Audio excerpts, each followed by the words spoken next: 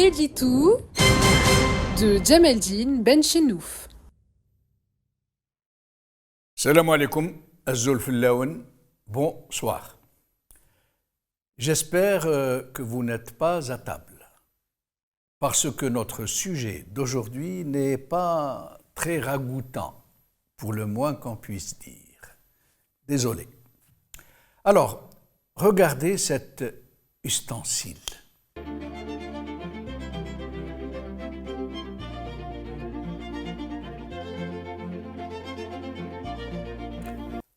C'est un crachoir.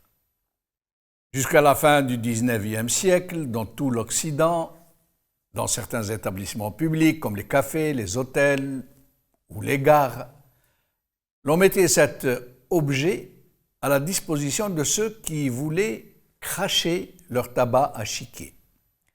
Parce qu'on chiquait beaucoup à cette époque en Occident. À défaut de crachoir, les gens crachaient dans leur mouchoir. À part dans les westerns spaghetti et à la campagne, où ça ne fait pas de mal de cracher par terre, les gens ne crachaient pas dans la rue. Aujourd'hui, cette fâcheuse disposition d'expectorer sa salive et ses humeurs, ou de se moucher par la bouche en se raclant la gorge, est très mal perçue dans ce même Occident. Tout comme se moucher dans les doigts en pleine rue, de se les essuyer sur un mur, un arbre ou sur son pantalon, puis de serrer la main aux gens avec les doigts encore humides de ce que vous imaginez. Chez nous, c'est malheureusement chose courante que de cracher dans la rue. Chose largement usitée, à un point où personne n'oserait en faire la remarque à qui que ce soit. Vous imaginez un peu quelqu'un qui puisse demander à quelqu'un d'autre de ne pas cracher dans la rue? Vous imaginez? Totalement inimaginable.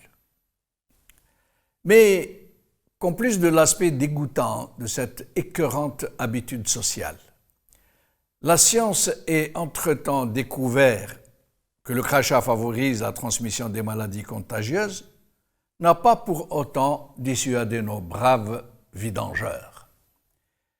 Ils ne vont pas pour si peu se priver du plaisir divin de se racler la gorge et de se vider les poumons de tous ces bouchons de mucosité qui les encombrent, n'est-ce pas?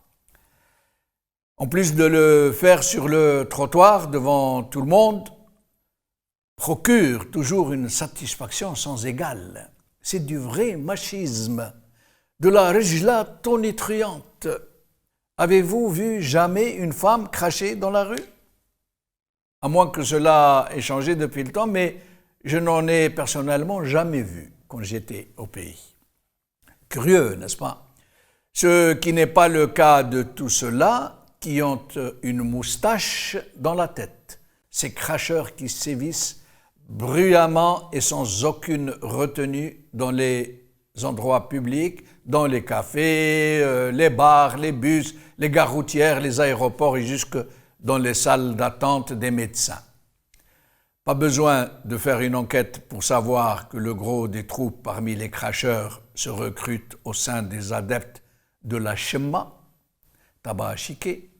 Ils s'en trouvent aussi chez les fumeurs qui ont besoin de s'aérer les soufflets et beaucoup d'autres qui le font par habitude sociale, parce qu'ils l'ont toujours vu faire autour d'eux tout naturellement, sans façon et sans chiquer. Aya barkana men chiki. Vous pourriez peut-être vous demander quelle mouche me pique pour évoquer de tels sujets. C'est justement, pour m'expliquer un peu, parce que ces habitudes d'un autre âge, ces comportements qui nous rabaissent, ne suscitent plus de réaction dans notre société, malheureusement. C'est juste parce qu'elles sont entrées en normalité, alors qu'elles devraient nous interpeller, voire même nous mobiliser pour y mettre fin. Ce qui n'est malheureusement pas le cas, puisque nous trouvons tous que c'est quasiment normal de cracher dans la rue, entre autres habitudes du genre. Existe-t-il dans nos écoles, je vous le demande, des cours d'instruction civique pour armer le futur adulte de perception et d'attitude citoyenne? Avez-vous vu un jour, ou plutôt avez-vous entendu un jour un imam faire un prêche sur ce genre de comportement? Je présume que pour l'école, c'est l'instituteur lui-même qui crache dans la cour de l'école et que pour la mosquée, c'est l'imam lui-même qui démontre tous les jours qu'il n'y a aucun mal à se soulager les poumons dans la rue.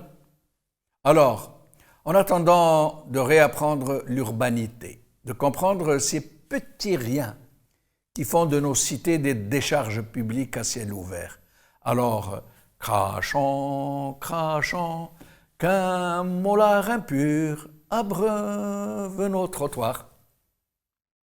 Al-Akhir.